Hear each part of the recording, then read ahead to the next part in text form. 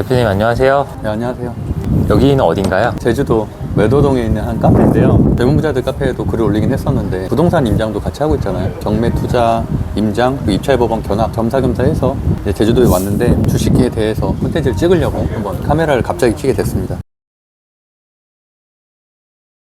어제 윤석열 대통령이 포항 앞바다에 갑자기 석유 시추를 하겠다 국정 브리핑에서 또 그런 내용들을 발표를 하면서 어제는 사실은 거의 매매를 하지 않았었고요. 진위 여부를 좀 판단하고 브리핑 자료도 전체적으로 좀 판단하고 이런 시간들이 좀 필요해서 어제는 매매를 하지 않았고 오늘 간단하게 아침에 매매를 했었고요. 보시는 것처럼 홍구석유는 약 한 9% 정도, 오늘도 한 95만원 정도는 수익을 냈습니다. 그래서 아침에 보시면은 이렇게 매매한 흔적들이 좀 있죠. 3번 정도 매매를 했던 것 같아요. 저는 보통 2번 아니면 3번 정도 매매를 하거든요. 동양철관, 화성밸브, 한국유전, 한국석유, 동양에스텍까지 5종목이 상한가가 나왔습니다. 그만큼 재료의 연속성은 있는 편이고 오늘 하락한 종목들도 꽤 있었죠. 포스코 인터내셔널이라든지 이런 대형주들은 또 하락을 했기 때문에 어느 정도 선별 과정이다. 일부 매집이 돼 있었던 종목과 그렇지 않은 종목들 선별성이 좀 나타나고 있다 정도로 시장을 판단하고 있습니다. S급 테마에 동참하기 위해서 장 막판에 대장주는 못 잡고 후발주자들 중에서 종목을 선정해가지고 매수를 했었는데 포스코 인터내셔널과 중앙에너비스 두 종목을 매매했었어요. 장초에 대장주들이 출발을 하면서 갭상을 해줄 줄 알았는데 4% 정도 빼더라고요. 그렇죠. 오늘 시가가 마이너스 3%에서 시작했네요. 그 바람에 가지고 있던 종목을 오히려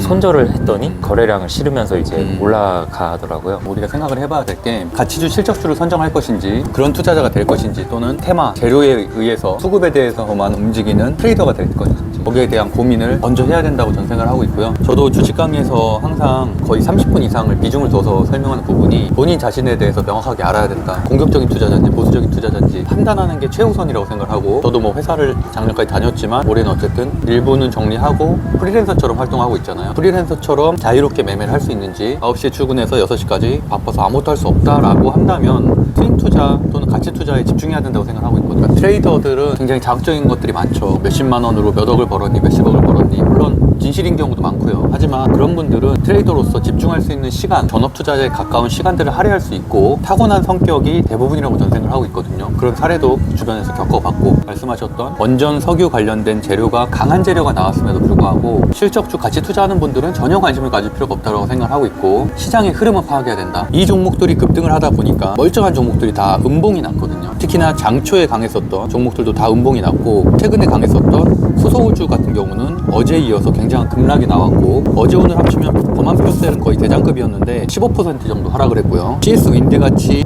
강했던 종목들도 어제 마이너스 2%, 오늘도 한 3%에서 총 마이너스 5% 정도 하락을 했고요. 제가 주도주 섹터라고 여러 번 표현을 했었던 화장품 관련된 주들도 인그루드랩 같은 경우는 고점 대비해서 9% 정도 하락을 했고 한국 화장품 제조도 어제도 잘 버텼던 종목인데 오늘 마이너스 7% 하락을 했습니다. 수급의 불균형, 결국엔 이 강한 테마, 대통령이 어떤 발언을 했고 그런 것들이 또 사실 보물선이라는 비유를 제가 토론방에서 했던 것처럼 모호하면서도 희망을 품을 수 있는 불확실성이 강한 그런 재료였기 때문에 수급이 몰리니까 나머지 테마들 최근에 좀 상승을 했었던 테마들마저도 다 무너졌습니다. 실적주도 똑같이 무너지겠죠. 시장의 수급이 한정돼 있고 이 한정돼 있는 돈이 일로 가겠죠. 돈이 무한정하지 않기 때문에 여기 있는 돈을 빼서 결국에는 저걸로 옮겼을 테니까 이 돈을 빼는 과정에서 차익 매물 실현을 하게 된 거죠. 급등주 테마주 굉장히 난이도가 높은 영역이라고 저는 보고 있거든요. 과연 내가 이 종목을 소화할 수 있는지 이 종목에 투자 또는 매매를 할 수 있는지를 우선 판단하는 게 사실은 가장 중요한 부분이라고 보고 있고 저는 개인적으로는 수많은 안전장치들이 있어야 된다고 생각을 하고 있거든요. 손정가를 미리 자동 매도로 걸어놓는다던가 변동성이 굉장히 크기 때문에 물탈 시드가 있다던가 그래서 이 종목을 할 수 있다고 확신적으로 생각을 한다면 그 이후에 매매법에 대해서 고민을 할 수가 있겠죠. 테마주를 해서 문제가 생기는 분들을 1000명 이상 봤기 때문에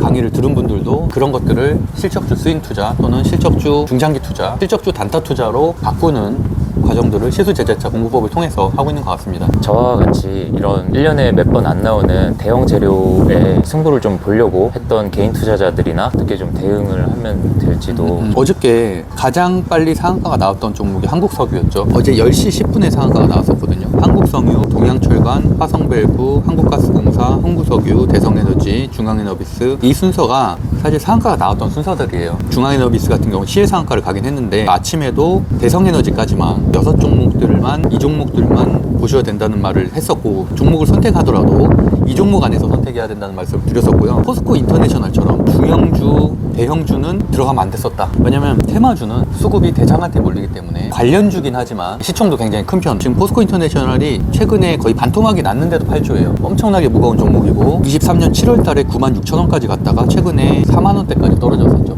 거의 반토막이 났는데 저도 매매를 많이 했었던 종목이고 포스코 인터내셔널은 당시에 일본의 상사 기업에 투자했다는 재료 하나, 에코프로 장세가 포스코홀딩스나 포스코 퓨처엔까지도 배터리 장세를 이끌었기 때문에 마지막 순환매 차원에서 포스코 인터내셔널 같은 무거운 종목까지도 급등이 나왔었고 역사적 신고가를 뚫었었거든요. 반토막이 났기 때문에 이 구간에서 엄청나게 많은 매물대가 있을 거예요. 물린 사람들이 개인 투자자건 기관이건 엄청나게 많은 사람들이 있는 가운데 어제자로 급등이 한번 나왔었고 이 급등마저도 121선에서 부딪혔었고 돌파하지 못했다라고 전 판단하고 있어요. 물론 거래량이 늘었다는 것 자체는 긍정적이고 아예 이 종목이 그럼 끝났냐라고 본다면은 오늘 같은 경우도 21선을 지지하면서 끝났기 때문에 아예 끝났다라고 특히나 이 재료가 끝났다고 생각하지는 않지만 아쉬운 부분이 있다.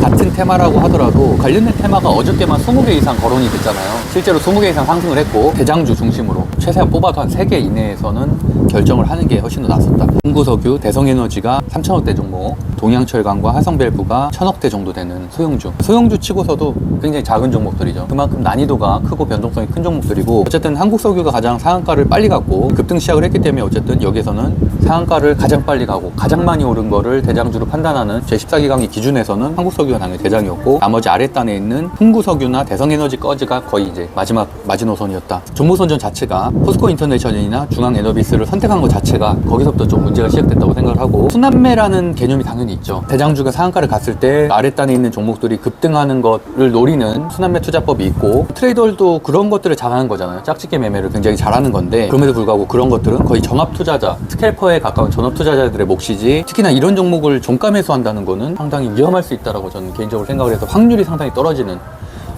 대장주는 오르게 되면은 가장 많이 오르고 떨어질 땐 가장 적게 떨어지는